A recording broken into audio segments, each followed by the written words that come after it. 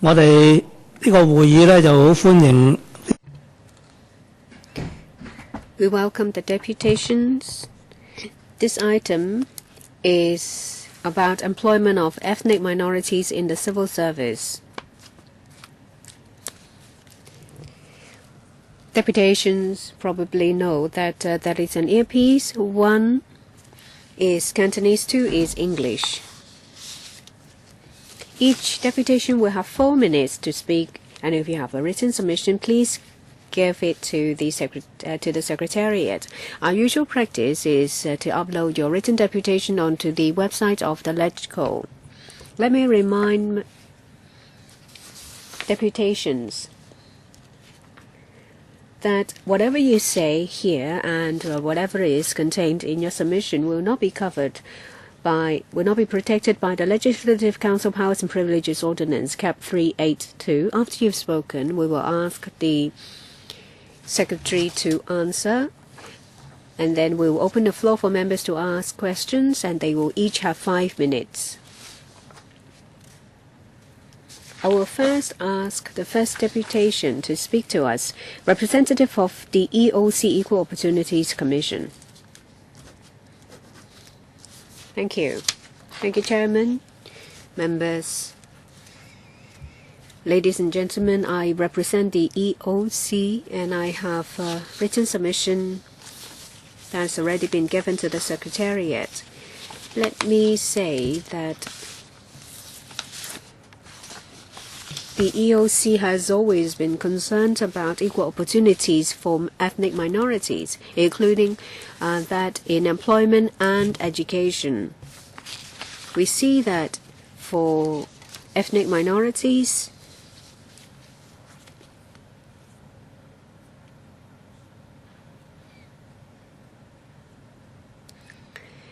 they include the Philippines, Indonesia, India, Pakistani, and Thai people.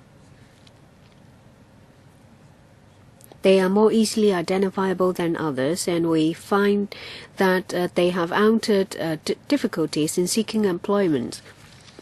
In the past 2 years, we have put employment equality of ethnic minorities in our concerned areas. In 2014, we have set up a section to deal with ethnic minority issues. One of the duty of this unit is to support equal employment opportunities for ethnic minorities. On a number of occasions, we've spoken to government officials. 政府作為最大嘅僱主去 Being the biggest employer, we hope the government can take the lead in employing more minority and ethnic minorities. Of course, we can see that the government has done something in the past few years. However, we still like to put forward some proposals vis-à-vis the employment of civil servants. We hope the government can further improve the situation. For example, the government can engage more ethnic minority people in the civil service team, and also that ethnic minorities will be welcomed into more grades. Also, in terms of promotion and internal training, ethnic minorities should be given more support so that they can enjoy better job prospects. Last but not least, in recruiting ethnic minorities, we hope we can be shown figures of recent recruitment and also to allow us to see the recent trend. These are our proposals. Thank you. Next, Ms. Yip, Research Officer of Hong Kong Unison. In terms of engaging ethnic minorities as civil servants, I think ethnic minorities should not be debarred from becoming a civil servant because of different barriers. I think this is the responsibility of the government as the biggest employer in Hong Kong. Also, apart from removing the barriers, Hong Kong is a multicultural society. The civil service team, therefore, should also reflect that characteristic of Hong Kong, and so that the civil service can serve the people of Hong Kong, including the ethnic minorities. I therefore hope that the CSB can let us know your target for allowing the civil service to reflect the culture and situation in Hong Kong as a whole. Hong Kong Unison would like to say a few things. The language ability requirement. In 2014, you said you started to review the situation to lower the Chinese requirement as long as people can handle the duties of the job. In 2014, 20 grades were under review, and 2015, the same number. But how many departments paid attention to this requirement in the last year? Was it that 20 grades have been adjusted, or was there any progress? We don't see anything from the paper. Also, no matter how you lower the Chinese proficiency requirement, Chinese will always be with us as long as we are in Hong Kong. An ethnic minority person may be an adult when he arrives in Hong Kong. Do we provide adult Chinese education in Hong Kong? If there is not such education, many ethnic minority adults will not be able to join the civil service. I think you need to do something. In the paper, I have mentioned that adult Chinese education is very limited, and ethnic minority adults are not exactly helped with using Chinese. And my next point is about sincerity. You talk about providing jobs, but many of them are NCSC posts or short-term jobs or contract positions. Because of time constraint, let me turn to another point. We don't have too much information about ethnic minorities working in the civil service. We asked in 1997 how many non-Chinese speaking persons were engaged. At that time, there was a study. It was an exercise that was done on a voluntary basis, and in the end, we had no comprehensive information about EMs working in the civil service. Now, so first of all, you should do something about the LPRs and improve it, so more departments will do a review. And secondly, I need a timetable for reviewing the situation in the civil service, and we need a plan for the civil service to represent the EMs in Hong Kong. Thank you. Mr. Wong from Christian Action. Supported by the HAD, we have support centers in Tuen Mun and Jordan. I have 4 points, and I will ask Thomas and another person to tell you our proposals. Thank you. I'd like to tell you our frontline experience. We have served EMs in Tuen Mun and Jordan for many years, and we can have some observations about the market. In the civil service, for example, Hong Kong Unison has already mentioned that sometimes the jobs are just short-term positions. In the Labor Department, you have the ambassador scheme. At the Tuen Mun Center, we cooperate with the Tuen Mun Labor Department office, and we referred our clients to the LD for consideration. We understand 2 to 3 EM friends were engaged for 6-month short-term jobs under the ambassador scheme. However, after that, they would become unemployed again, and they would go to our support centers again to get support. They would say they would have to face unemployment once the scheme is over. We'd like to ask the government to give them some long-term consideration, help the young people to assume long-term positions and also to have promotions. And also for training in short-term positions, maybe you should do a review as well. In the last term, 15 were engaged for short-term jobs. I'd like you to do a review as to the effectiveness of the scheme. And in the community, I'd like to see whether, as a general situation, whether EMs can benefit from the scheme. And also, if they work in our centers, will they be able to help the community? So our question is, in the Labor Department's work plan, and has any follow-up been done after the scheme has been completed?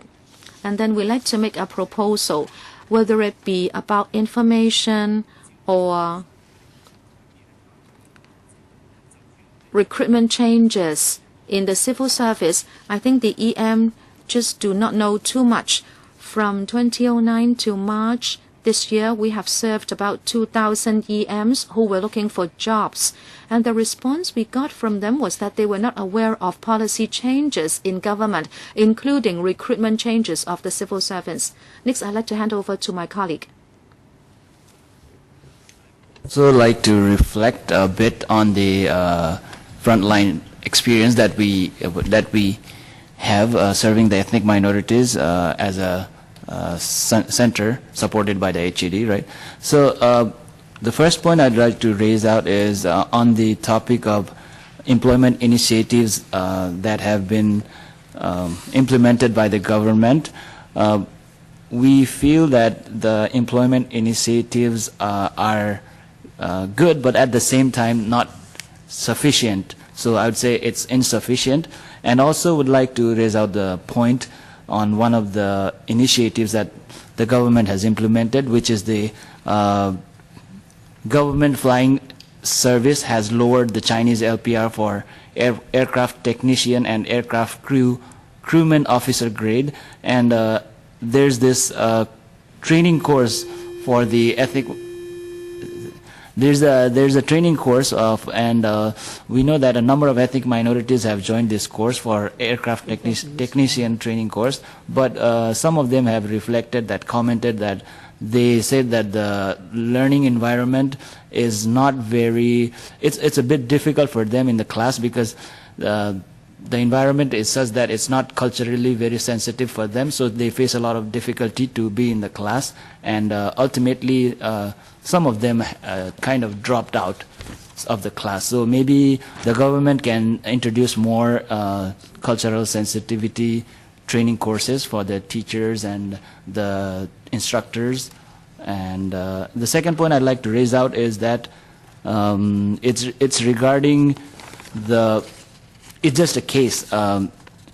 We know that the government has decreased the LPR for some of the positions in order to accommodate ethnic minorities. For example, the police constable position, and so now they don't have to take the regular Chinese exams, but they can take the government standard examination, which is a kind of lowered form of language requisite. But even then, a lot of ethnic minorities are struggling to pass this examination, and it kind of discourages them from eventually even applying for that kind of position. So maybe, and in addition, I think it would be nice if government could introduce more such positions in different departments, because ethnic minorities could really get into these positions. So thank you. Got it. Thank you. Next, Hong Kong Human Rights Monitor, Ms. Ip. Thank you. According to the ICCPR Article 25, people's election rights are protected. There is also protection for citizens with regard to their differences, that they should not be subject to discrimination and they should have equal opportunity in taking up public positions in their country. And this has been entrenched in local laws through the RDO and also BORO, and it is binding on the government. Talking about equal opportunities, we are not talking about everything being absolutely the same. We are talking about equal opportunities so that the disadvantaged groups will not be disadvantaged in the end, because there may be indirect racial discrimination if a certain group is deprived of the same opportunity of other or that are available to other groups. If some ethnic groups are disadvantaged in the taking up of public positions, the government and individuals should provide concessions to such groups so that such structural barriers can be removed. Hong Kong is a multicultural society. The civil service, therefore, should also have multicultural elements in it, and it should have enough culture sensitivity so that it can serve the community and provide good public service, and also to build up and mutual trust in the community. Let us look at the police. There should be ethnic minority people working in the police force at a level reflecting the ratio of EMs in our community, especially in police districts or regions which are heavily inhabited by EMs, so that there will be effective communication, effective enforcement, and also prevention of conflicts between the police and such EMs. With regard to the entry language proficiency, we believe this should be required only if there is direct relationship with the job position. You should not impose on extra or additional language proficiency requirements. You should not only engage people who have the ability to be promoted to higher ranks. If this position can be grouped together with other positions so that there is mutual support, then you should not impose an across-the-board language proficiency requirement, because in fact that can lead to legal liability. The applicants may have some special language skills and may make a contribution. Say, for example, when it comes to penitentiary institutions, there may not be the availability of interpreters, but with ethnic minority officers, they will be able to communicate with the inmates. If at the entry level you limit the language proficiency requirements to English and Chinese without including other languages, then you have excluded valuable manpower resources, and there may be mistakes caused as a result. The ability to speak ethnic minority language should be fully considered. And if the job does not require frequent use of Chinese, then it should be exempted or waived. And when there is a need to communicate or read Chinese, there may be special support given by the employer.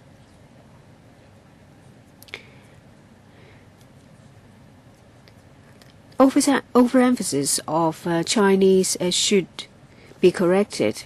Ethnic minority people should be encouraged to take up employment when they fulfill all the conditions or requirements. It should not be seen as an exception. We will first hear from the Secretary before we open the floor for members to answer questions. Well, the recruitment of civil servants is based on the principle of open and fair competition. It's an open recruitment exercise based on the candidate's ability, performance, and character, and having regarded to the stipulated entry requirements, including language proficiencies set according to the job requirements. Race is not a relevant consideration. We have mechanisms in place to ensure that ethnic minorities will have equal opportunities. When setting language requirements, we have disseminated guidelines to heads of departments that the language ability required should be related to the job. And heads of departments will, taking into account changes in the requirement of their duties, and make adjustments to the language requirements. Last year, as we reported to members, that from 2010 to now, there's been 20 grades that have seen a relaxation of their Chinese proficiency requirements. And there are 3 additional grades joining, including aircraft technician, dental officer, and also aircrew officer. And there are also departments, say for example the HAB, social welfare department, have also employed ethnic non-Chinese speaking persons to provide services for non-speaking communities. Taking into account the operation needs, we will continue to put in place initiatives to help ethnic minorities to apply for government posts. We have Li Chek-yen, Martin Liu, Claudia Mo, Wang Kwok-hing, Tam Yu-chung, who would like to speak. Mr. Lee, to start with, please. Well, Unison has asked a lot of questions, and I hope the administration will give written answers first. Because if I ask each point, I won't be able to get to the point. I think the government is just taking their time and paying lip service, trying to fob off the ethnic minorities when it comes to equal opportunities in employment. If I see the figures, it's very disappointing. The 2 departments that are deemed important to ethnic minorities. For the police, 103 applicants, only 20 were employed. I'm talking about over a period of 5 years. It's from 2010 for CSD, 147 applicants and only 9 were employed. The main reason for the unsuccessful applications was language. And 20, according to the secretary, 20 grades have seen their requirement relaxed, and there are also additional 3 grades, so altogether 23. So how many people have you employed under these so-called relaxed requirements? Apart from the 2 particular departments I've mentioned, what about other departments? Well, there is an NCSC employed by the SWD, and they made it sound like it was something big, and the HAD has also employed some NCSCs as well. You talk about relaxation in the 23 grades. So actually, how many people from the ethnic minorities group have you employed?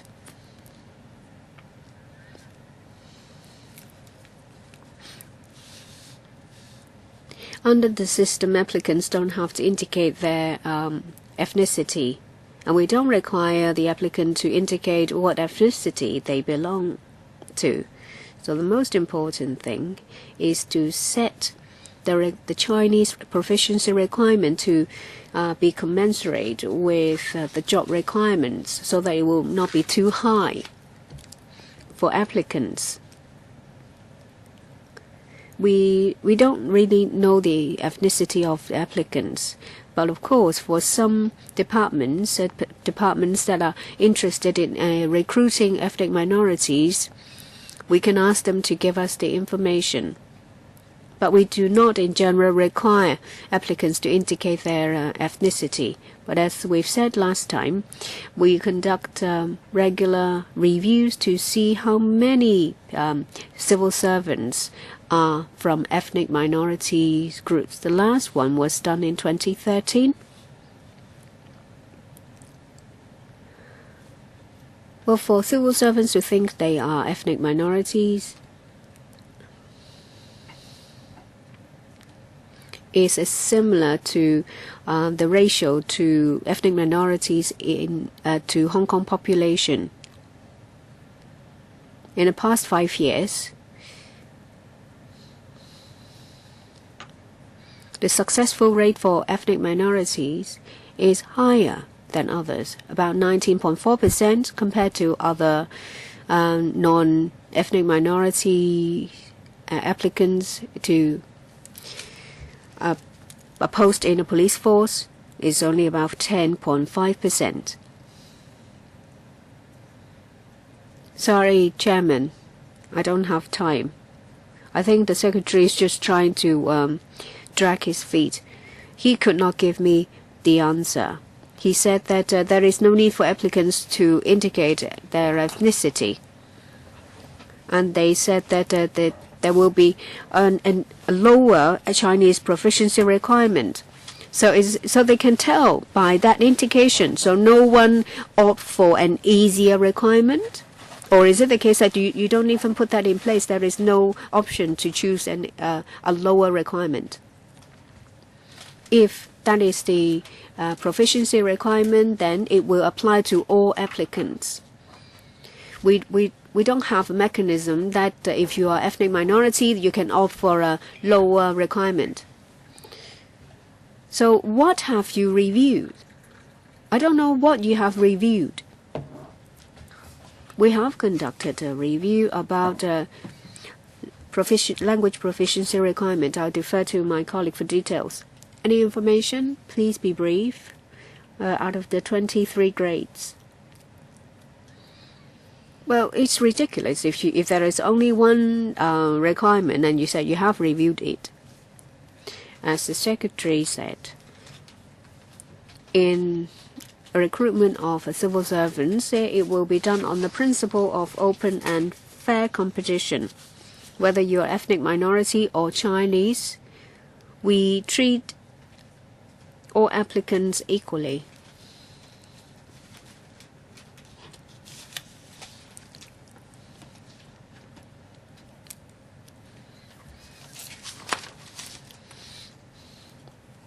So the requirement of language proficiency of the job is taken into account when setting the entry requirement. Some people are concerned that if setting it in just like across the board, it will be unfair or too difficult for ethnic minorities. Reviews are conducted to see what language proficiency level is required. For some departments, they think that for certain grades, the Chinese proficiency requirement can be lower. And that's our review.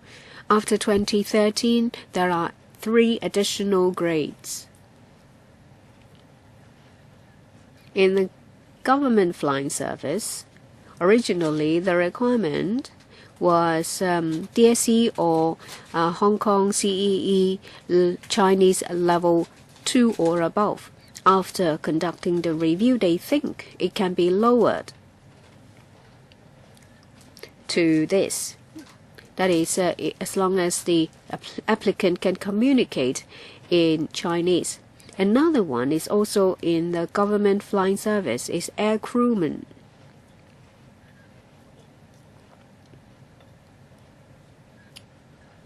The academic level of Chinese has also been lowered. So candidates are only required to be able to communicate in Chinese, because when you're saving someone, you have to be at least able to communicate in Chinese. For dental officer, there is certain language proficiency requirement.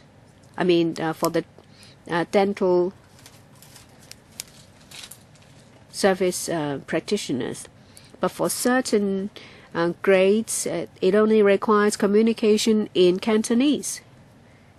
And as a result, there has been a relaxation.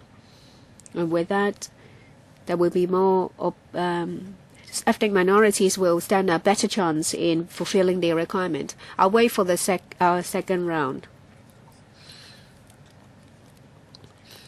Well, they have given us 2 examples, but these are grades that seldom recruit. Mr. Martin Liao, in the Secretary's reply, he mentioned many times the LPRs. This is a reasonable requirement in any place all over the world. But right now, Hong Kong's education system cannot allow EMs to learn Chinese effectively. So the Chinese standard cannot measure up to Chinese ethnic people in applying for civil service jobs. The government is now agreeable to accepting other certificates using Chinese as a second language, and people will have extra marks if they apply for police jobs. However, there are still many barriers. From what I know, apart from the SWD, which has launched a pilot to engage EMs, the Secretary has mentioned air crewman and SWD jobs. However, it seems these jobs only require contact with EMs. They are not mainstream civil service positions. I'd like to ask you, apart from the police, SWD and CSD, and the grades mentioned by the PS, can the Bureau tell me which other public organizations or departments can relax Chinese requirements so EMs can apply for those jobs? SCS, I'd like to respond to 2 points, and I will defer to my colleague in a moment. First, Mr. Liao mentioned the Chinese language requirement, and as was mentioned, we do accept lower Chinese standards if there are certificates from other examinations. And also the Education Bureau is also operating a course just for NECs, and the certificates will be accepted as meeting the Chinese language requirement for applying to civil service jobs. As to what other departments can engage EMs, we have this continuous review with departments. As I was explaining, over 20 grades have adjusted the Chinese proficiency requirement. As to what others there will be, we'll continue to talk to departments, and I can give you an example. We included many grades like Workman 2, all the way to clinical psychologists, and also dental officers, and government counsel, economists, and also discipline-related jobs, and also jobs relating to mechanical operation, and also program officer of RTHK, etc. In other words, we understand that departments will look at their own operational requirement, and if possible, they would lower the Chinese language proficiency requirement so EMs can also apply. But then there will always be some Chinese language proficiency requirement. Hong Kong needs Chinese in its daily operation. If we take away this requirement altogether, I think this is not feasible for most of the government grades. Chairman, can I follow up? I'm not saying that there should be a blanket removal of the Chinese requirement. As I said, it is a reasonable requirement. I'm just asking whether the CSB has assessed all the grades to see which can also lower their Chinese language requirement. In other words, you can do a comprehensive review and assessment, so you can include more grades which will impose a lower Chinese standard, so more EMs can join the civil service. SCS, I think we have told you before that in a few years ago, actually in 2010, we did a comprehensive assessment. and we found that 17 grades would lower their Chinese language requirement. Every year, we can see more grades joining. But as I was explaining, what we need now is not a so-called comprehensive assessment. We have already done it. What we should do is to do follow-up work. Next, Ms. Claudia Mo. Apologize first, my voice is quite busted this morning. Now, it's so sad to get to hear the minister to keep regurgitating his said replies, and he makes a joke of the term fair competition. How could you fail to teach ethnic minorities Chinese properly to start with? And then your job applications actually require Chinese. And then you keep saying, your ethnic origin is not a consideration. But at the same time, we're lowering certain Chinese levels for certain jobs. Well, didn't you hear what Mr. Gurun was saying just now? This, what is it called? Aircraft technician training course. Mr. Gurun was saying that the environment was very insensitive. He didn't use the term racial, let alone racist. But the message is so clear. And then the linguistic difficulties are also more than obvious. Please could you address the actual problems? And please could you also reply to the following question. And I'm quoting the Human Rights Monitor representative who said specifically that as far as the police force is concerned, the frontline police force, the actual number of policemen who are of certain ethnic origins, that's in proportion to the neighborhood's population setup, the composition. Please could you consider that in Tuen Mun in particular, in Jordan, right? You have to actually serve the people instead of just abiding by your certain rules and regulations. Please, that's my question number one. And the education problem is for the Education Bureau, so I'll leave you alone in that regard. My question number two is what Christian Action was telling you. Your ambassador program is helpful, thank you. But then it's only good for 6 months. Please, afterwards, they become unemployed again.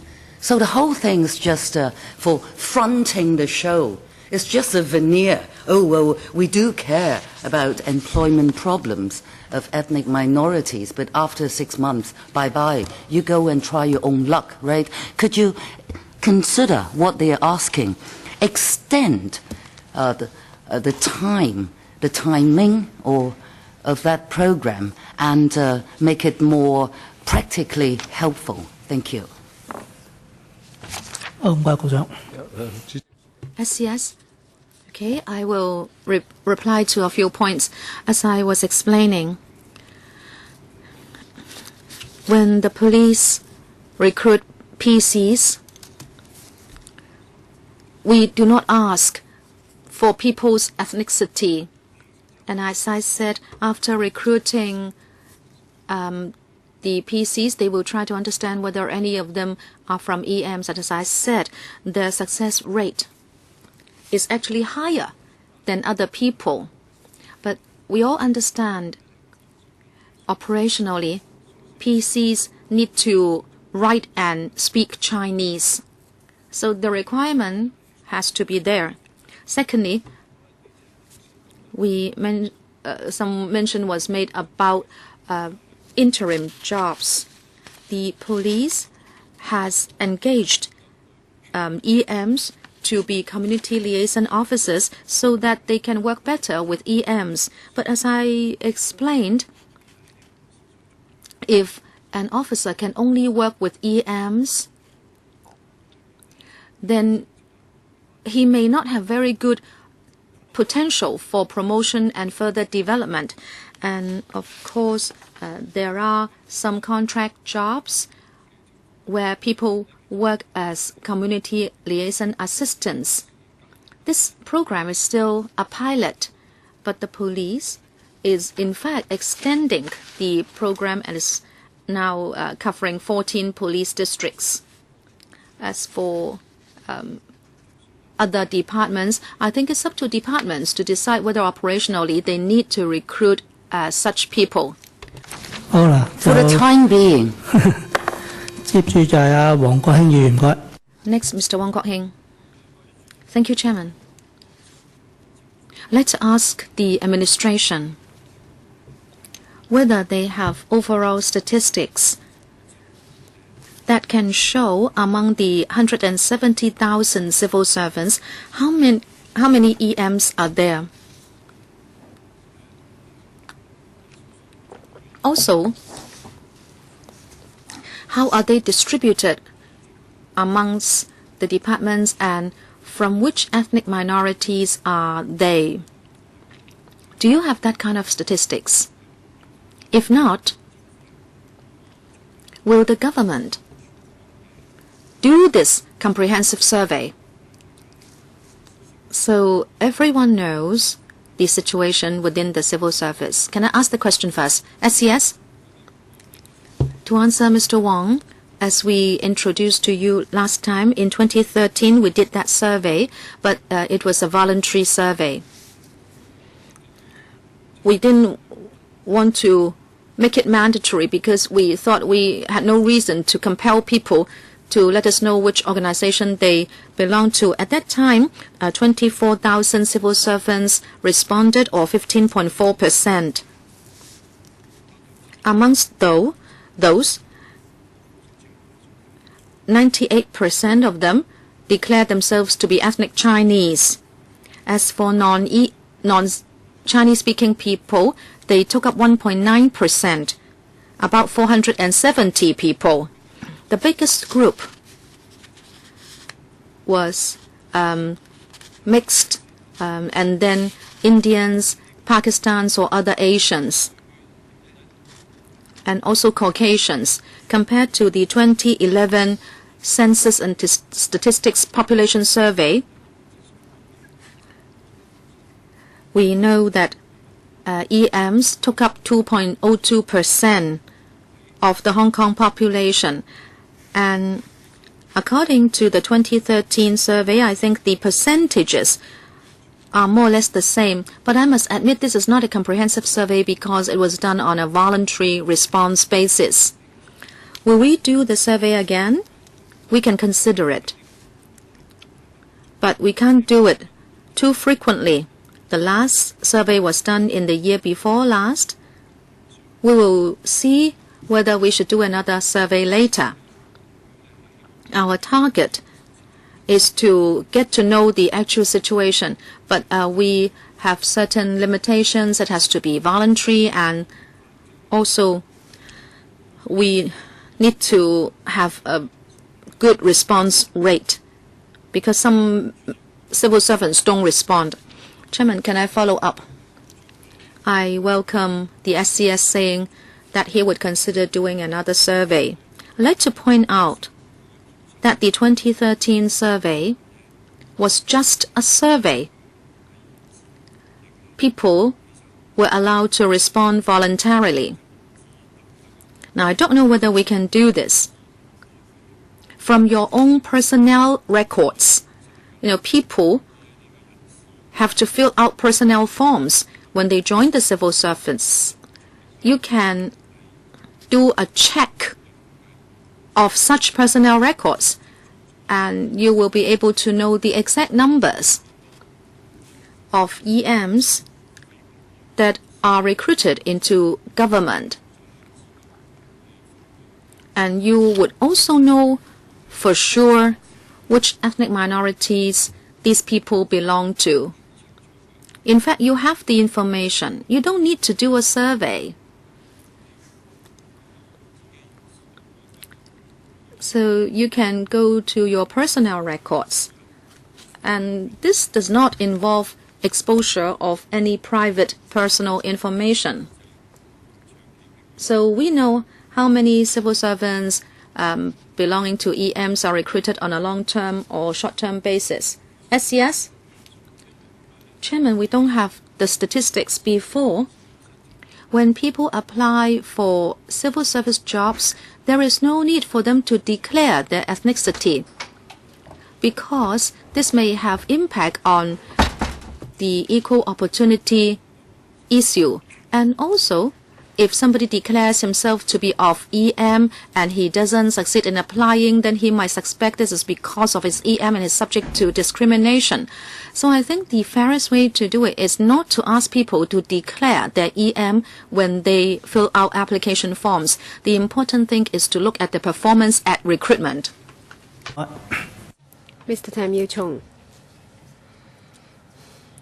In my contact with ethnic minorities, a lot of them would like to apply to become civil servants because they very much would like to be one. And the government said that is a policy to be open and fair in the recruitment of civil servants. Some government departments use a lot more ethnic minorities. For example, the Education Bureau, CSD, and the police. But the number still remains small. And I think the purpose of recruiting ethnic minorities is to communicate and liaise with ethnic minority groups. There is only limited need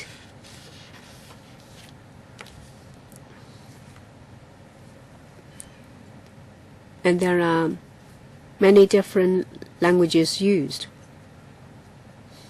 The government now said that the Chinese proficiency requirement has been lowered for 23 grades.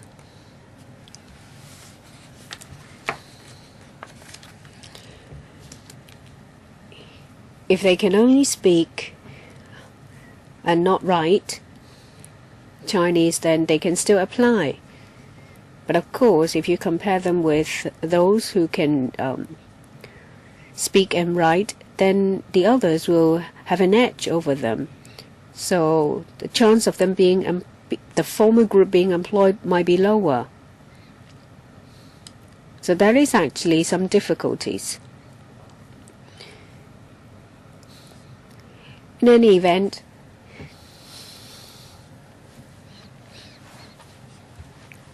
if there are non-Chinese speaking people who are suitable,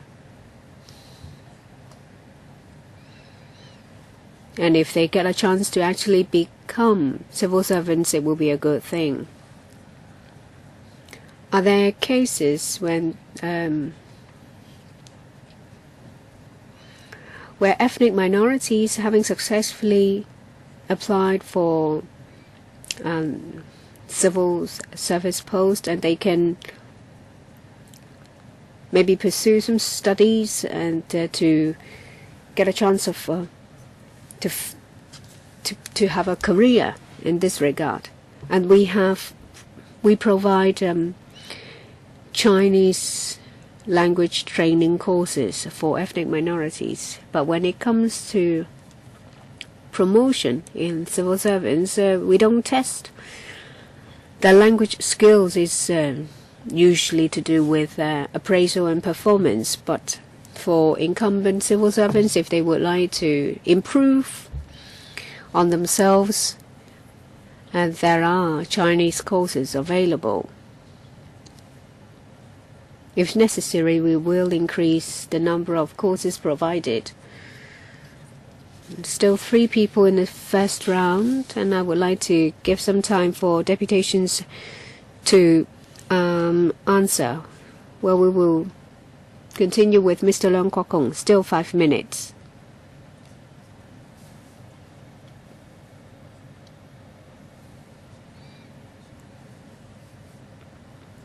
I think it's the issue of Chinese, writing Chinese for ethnic minorities.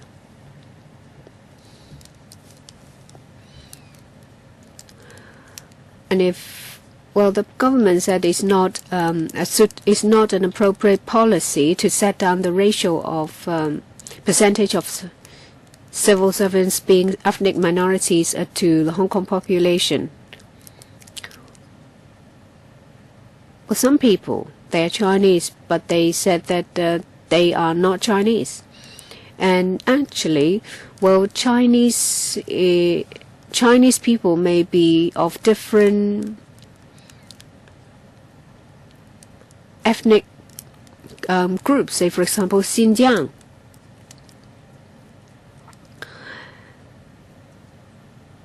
And children on the mainland start learning Chinese at a very young age.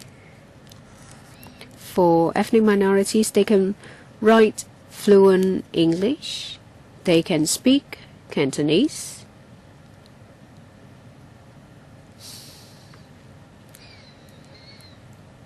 Well, how come we don't tell the police that if you don't speak fluent English, you can't be a police officer? If there is a set ratio, that means you employ them to serve people of the same ethnicity. And if one needs to use English to deal with certain matters, they can help too. There was a time in Hong Kong, some mobility impaired person should not be given special treatment by having barrier-free access. That actually was a time when people thought like that, but it's changed. For ethnic minorities, a lot of them are fluent in Cantonese, but we have bilingual and biliteracy and trilingual policy, and so actually you need to speak English as well. Having a set ratio is actually a good policy, but the government said it can't be done. I think it's an outdated mentality. Say, for example, someone's arrested by the police. There may be delays because no one speaks the language. There may be mistakes made in the collection of evidence. In general, they speak English, and they think they are Chinese. What more do you want? Mr. Tang, let's hear from you. What's your logic? That is, the recruitment of ethnic minorities should be proportional to a Hong Kong population. If you employ people who can speak Cantonese,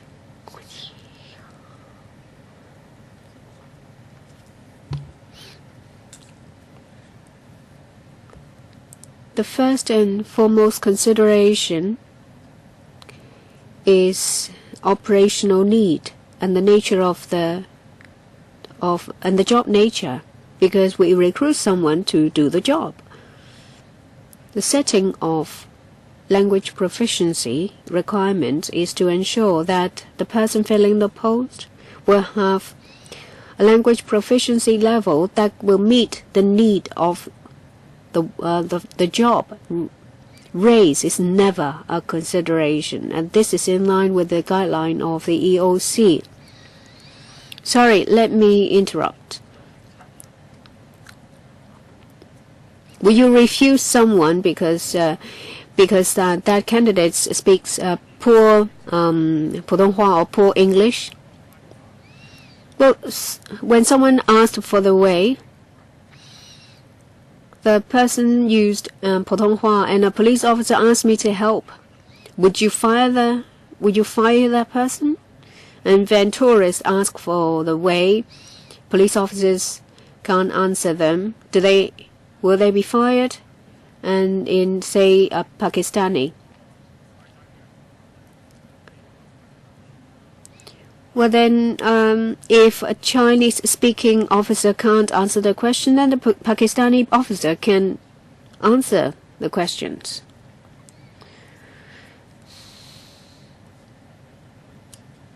As I said, it's back to my point, whether that candidate will have the requirement to meet the needs of the job. 98% of the population in Hong Kong is Chinese. In the recruitment exercises of the police, the situation has already been reflected in the recruitment requirement. Previously, the candidates were required to answer in writing in Chinese, but now a clip is shown and applicants are asked to answer in either Chinese or English. That is very important, because when a police officer is performing his duty in the streets, then they will be able to communicate in Chinese or English. I'm afraid the question hasn't been answered. Yes, indeed, that is the case. But the time is up already. Next, Mr. Tan Ka Piu.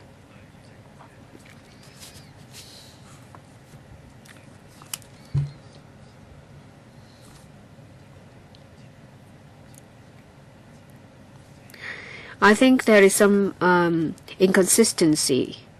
On one hand, they said that 98% of the population in Hong Kong is Chinese, and on the other hand, they said that race is not a consideration.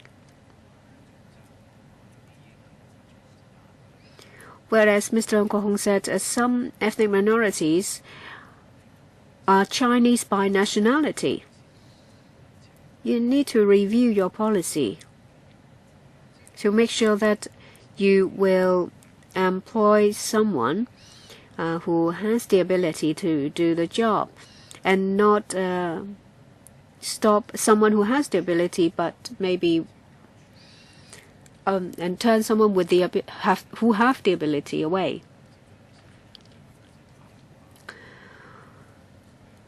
I've also know some people of ethnic minorities, say for example Indian or Pakistani, and they have brothers who serve in disciplinary forces.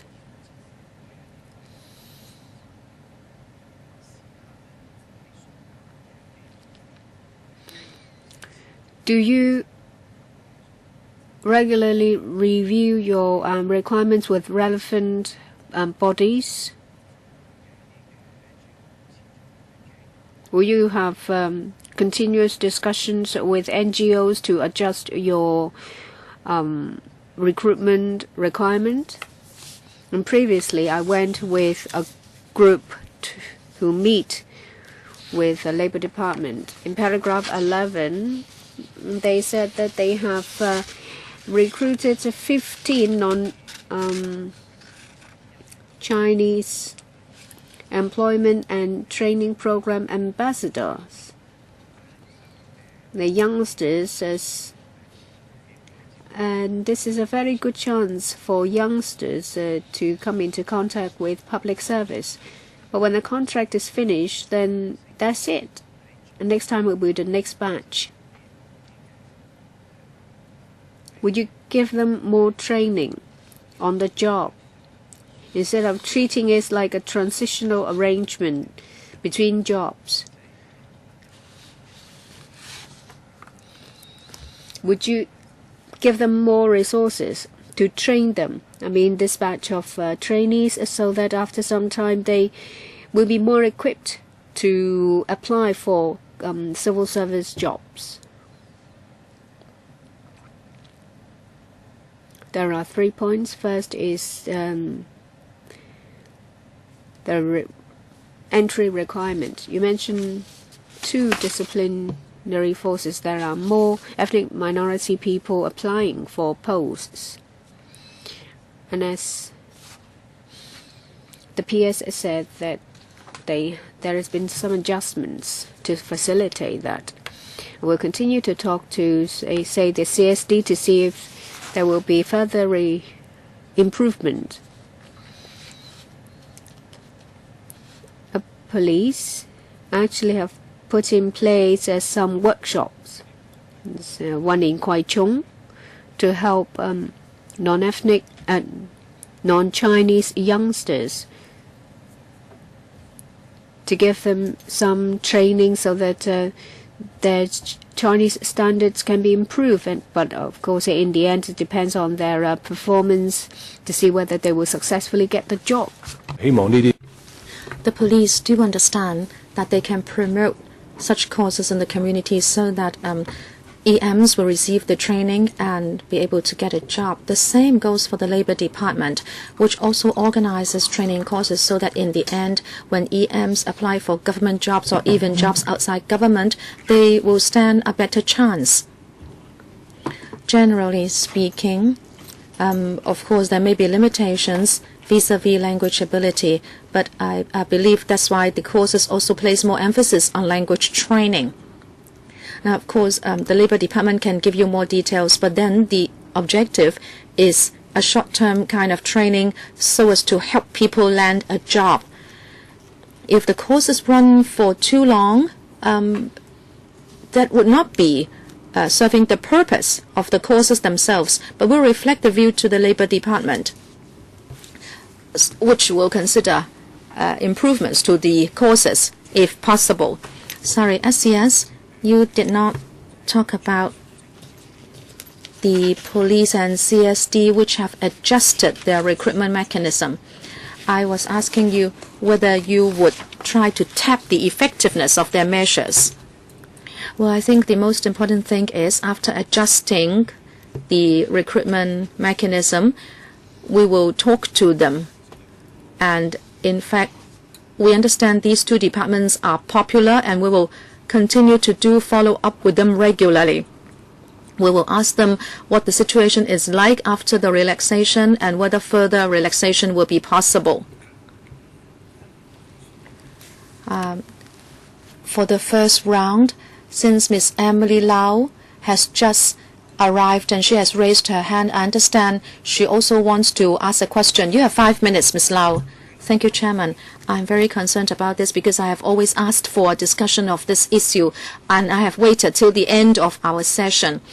I was just in the room next door talking about domestic violence and sexual harassment, which can also affect domestic helpers, foreign domestic helpers. And I'm sorry to be late. Just as I was coming in, the SCS said the majority of Hong Kong people are Chinese, but you look at the EOC's paper. We are a multicultural city. I therefore hope that the civil service can also open up to EMs. Of course, we have requirements, and I can understand that. The paper from the government mainly talks about the police, that there are a few dozen posts, and the CSD. And I have heard the EM say they love disciplinary jobs. But are these two the only two? From the EOC's paper, it asks that we should collect information regularly so the EMs know where they can work and whether they would have any promotion prospects. And also we should explore ways to help them join the civil service. And it says the government should encourage more bureaus and departments to put arrangements and designs in place so the EMs can join their ranks. SES or PS? Is it only the police and CSD that are recruiting EMs? Do you have figures that you have? And let us know where there are EMs in the civil service and what is the percentage they take up vis-a-vis the whole team in the departments concerned, and how you can allow EMs to join the government and also enjoy promotion prospects. SCS, okay, first of all, about promotion. Mr. Tam asked that question. Normally speaking, when someone has joined the grade, language requirement would not be the main requirement for promotion because this person would have already met the language requirements. And we will give job-related language training to EMs if necessary, so as to facilitate their discharge of duties. This is what we are doing. Yes, there are other departments apart from the police and the CSD, but as I have explained, basically when we recruit people, we do not require them to fill out their EMs on the application forms. But as I said, we will do regular surveys so that we will know how many EMs are working in government. But I also explained that that would be a voluntary survey.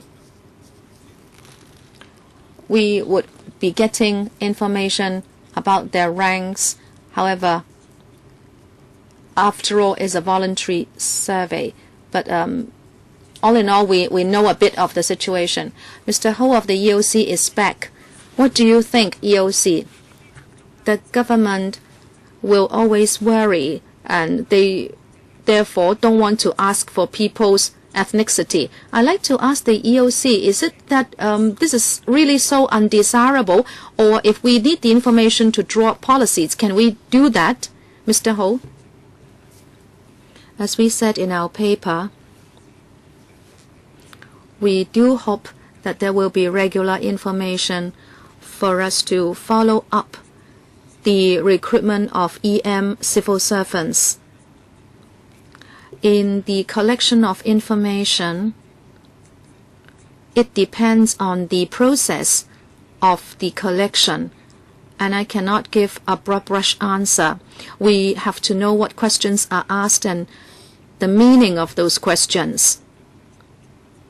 If the question has to do with someone's ethnicity, it may be sensitive.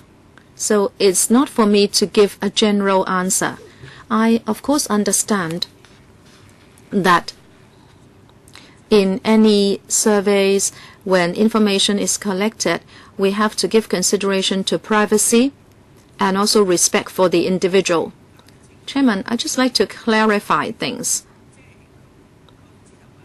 The government doesn't really seem that it wants to do it, and if the EOC is so ambiguous in your answer, then the government will say, look, that is what the EOC is doing. So EOC, policy-wise, if you collect information about someone's ethnicity, do you think it's undesirable? If that is the case, the government will not conduct any regular, meaningful surveys. What do you expect the government to do then? Do you have a better proposal? No, we are not saying that it is undesirable to collect information about civil servants' ethnicity, but frankly, I can't give an across-the-board answer to say yes or no. It depends on the relativity of the information to be collected. If the government would like to conduct such a survey, they are welcome to contact the EOC about the process of information collection. We would be very happy to talk to the government to achieve the best results. Chairman, I agree this can be complex. I hope after the meeting, the Bureau can consider doing this and take a questionnaire to the EOC for discussion.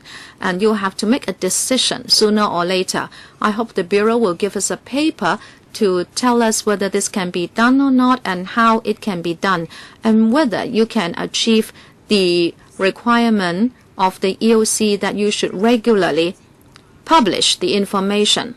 This is what I want to know. I want to have a tracking survey. I want to know how many are recruited every year and how they distribute across the departments. If you just tell me there are so many in the police and so many in the CSD and then we don't know about other departments, PS, can you do it? Well, it's like this. As the SCS said, at recruitment about asking applicants to tell their ethnicity. Well, we have reservations about this because it is sensitive. Some people may say, after knowing my ethnicity, you will discriminate against me. And in fact, the recruitment exercise has nothing to do with the ethnicity. So why can I explain why I'm collecting that information? Therefore, we have reservations. But then, as was said, in 2011 and 2013, we did 2 general surveys. And we announced the results. We came to the panel to report to members. We can't say those surveys will accurately reflect the number of EMs in the civil service. However, they do let us know the overall situation. As members will remember, we responded to members' request to expand the scope of the survey, including the entry year, the educational level, etc., in the 2013 survey. And we are thinking of doing another survey, but we haven't decided on the exact timing.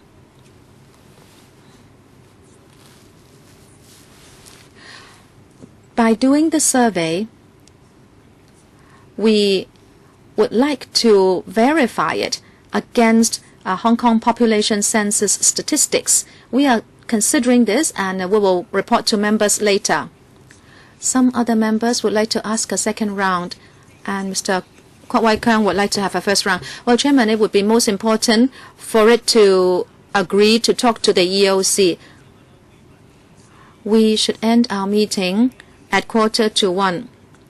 I'd like to extend it by 15 minutes. I understand Mr. Lee Chak-yen has raised his hand for a second round. But first of all, SCS, some supplements from you. I'm just trying to say that at the last survey, we did communicate with the EOC. Okay, Mr. Kwok Wai Keung will have a first round, and then deputations can speak, and then members can have a second round. Mr. Kwok. Thank you, Chairman.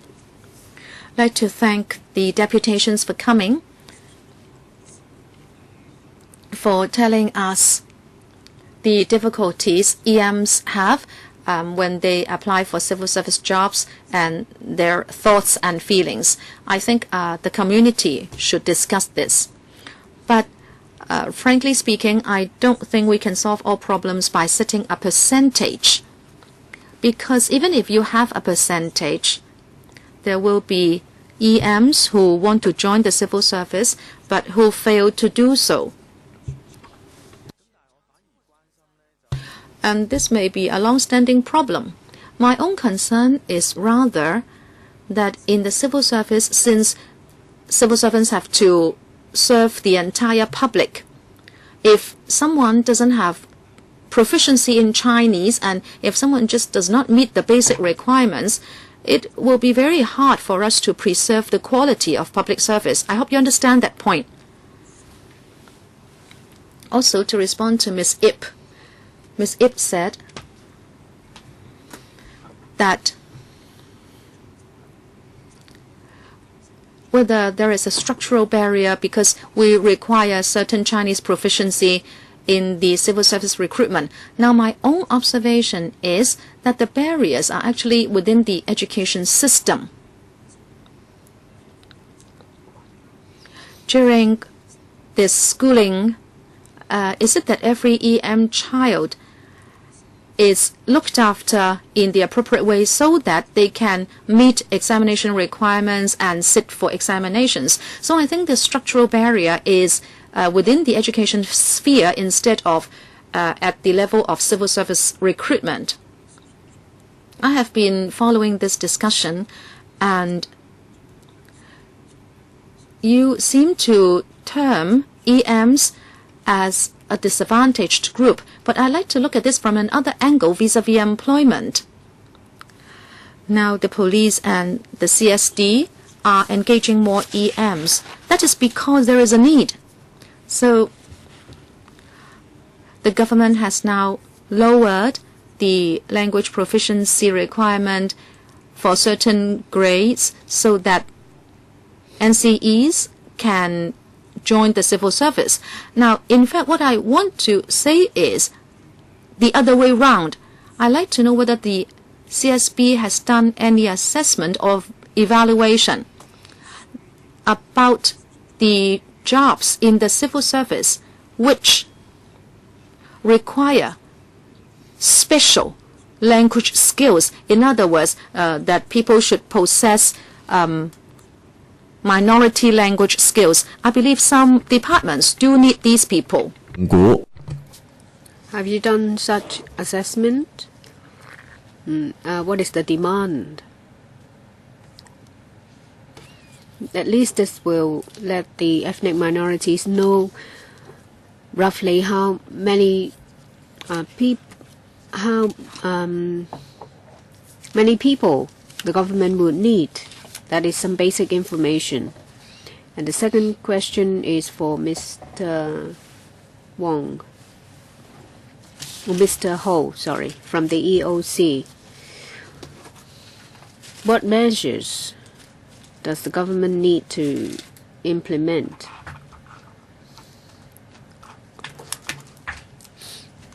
to comply with international requirements or to international rules? If there is a need to include a third language, then the department will specify.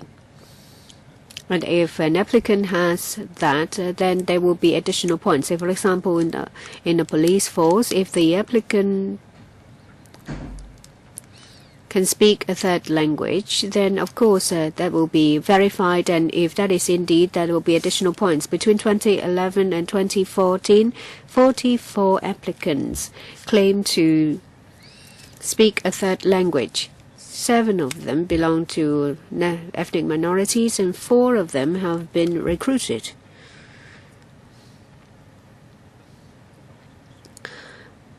The other departments, if they think there is an operational need, then they can make such arrangements for additional points to be accorded. Mr. Ho?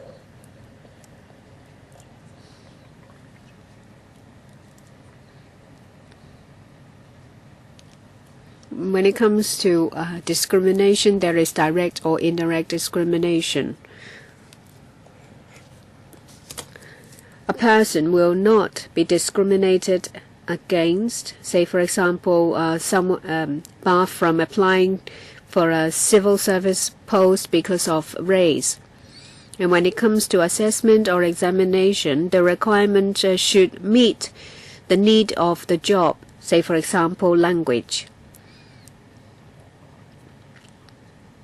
If an ethnic minority person cannot meet Chinese proficiency requirement, then we will have to look at whether the requirement is commensurate with what the job needs. And that is only the bottom line. In my paper, we've said that, of course, we hope the government will take the lead to recruit more. Should they be happy with just doing the bare minimum? We hope commercial organizations will follow suit after the government has done it. Well, 2 minutes for deputations, and there are still 2 people in the second round, Lee Chek-yen and Leung Kwok-hong, and then we will come to an end.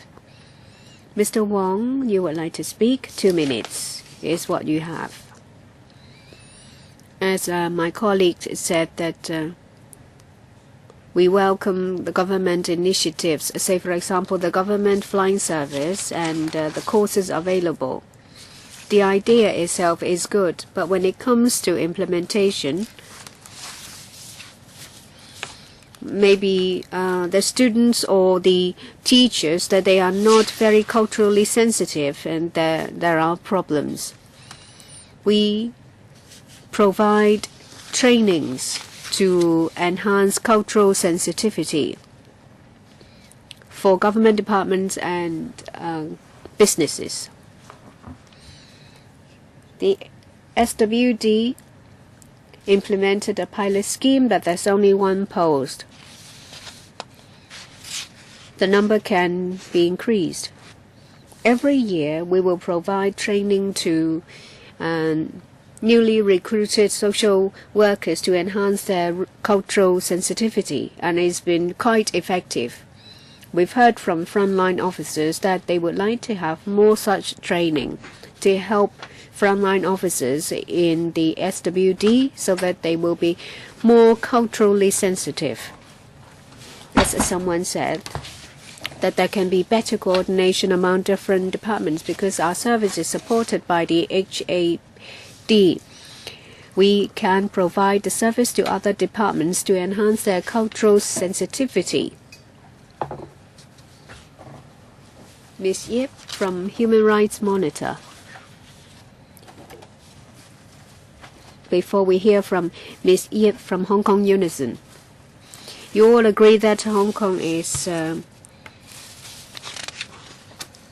culturally diverse, but ethnic minorities don't enjoy an equal status in Hong Kong. That is a structural problem. Maybe the crux of the problem is opportunities to education.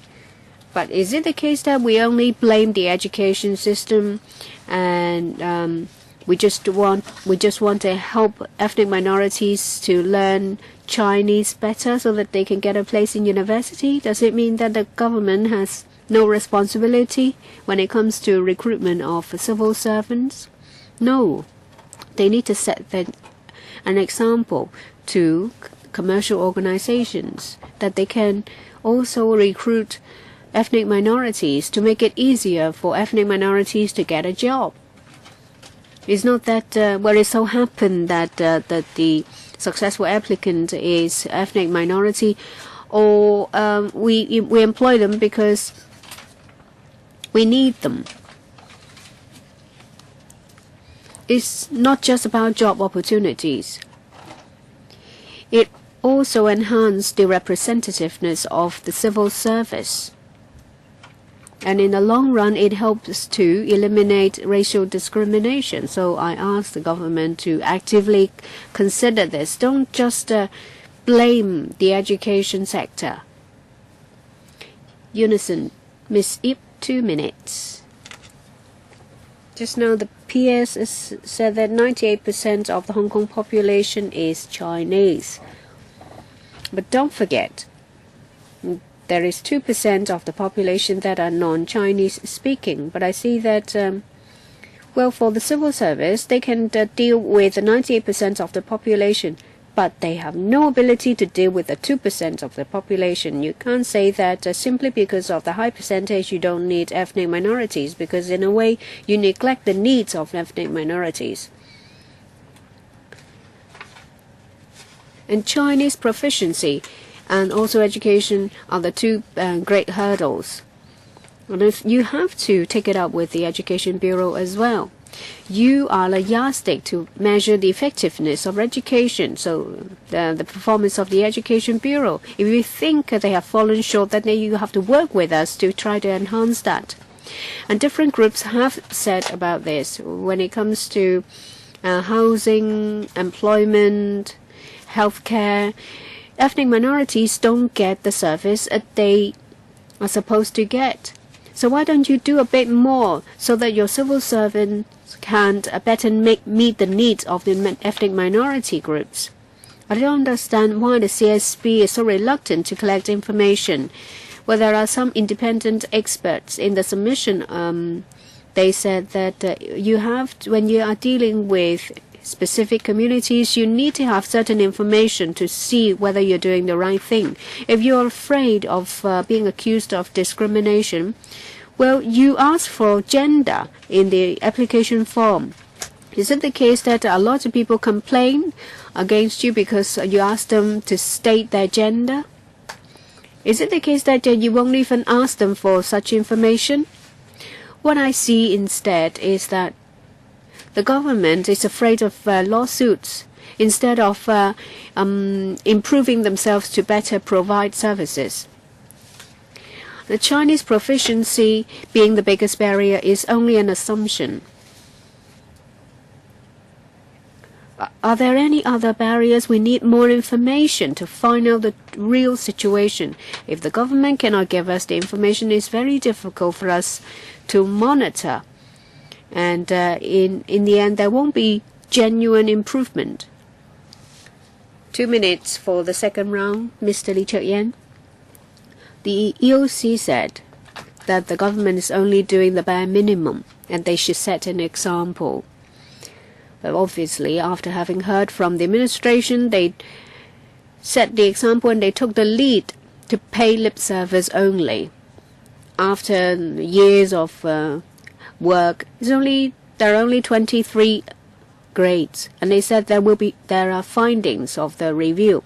Give me a table of the findings of the review. I'm afraid that is only going through the motion only. Maybe they will just lower the requirement a little bit and they think, well, that's a review. And very often ethnic minorities have lost at the starting line. They can speak fluently, but they can't write it. So they're at a disadvantage. But is it the case that you really require written Chinese when you're a civil servant? Well, English is an official language. They can write in English and they can communicate in Cantonese. Say, for example, when it comes to providing service to the 2%, it is SWD, there is only one NCSC that is an ethnic minority, but they deal with a lot of cases of ethnic minority groups. Well, there's only one only. There's only one single one. Well, there should be additional points if you speak several ethnic minority languages. If you only employ one person to do the job, I think it's only lip service and you're only going through the motion. There is no active policy to recruit ethnic minorities. So I don't have time. Well, never mind. I think the Secretary will continue to just pay lip service. Mr. Leung Kwok-hong? Well, the EOC talked about direct and indirect discrimination, and direct is, well, you are rejected because of your race. And there will be assessment. And when you're asked, you said that there is no information, so you won't be accused of direct discrimination. It's not that there is none, it's just that no one will be able to tell the extent. And about the indirect one, well, you talk about the 23 grades. How can you prove that Chinese proficiency is an absolute requirement of the grade? You don't give us the information. You like to talk about Chinese. Well, you don't have to hit the bullseye every single time you fire a shot. You can be close to it. But now you require that it has to hit the bullseye. You're acting like a thug. You said that you won't collect the information. You won't divulge the findings of the review. When you ask us, we'll give you the information. But look at me, Secretary and PS. They can speak Cantonese, they can speak Chinese, and they can write in English. And it's the case that the people in your department who don't know English will find it cumbersome. Isn't it the case that it is discrimination?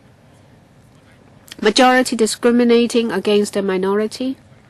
You say that, well, I don't speak English, so don't bother me with something written in English. Well, someone who can't write Chinese but can write in English, and a lot of people in the department say that, well, we can't have you if you don't speak Chinese because I don't read English, and there are a lot of mainland Chinese who would read the information and we will have to have it translated. So we're talking about people who don't have the English proficiency. They have the right to turn someone who can write in English down. Yes, the views have been heard because of time. There is no AOB. This is the last meeting. Thank you for attending. Thank you very much. Meeting adjourned.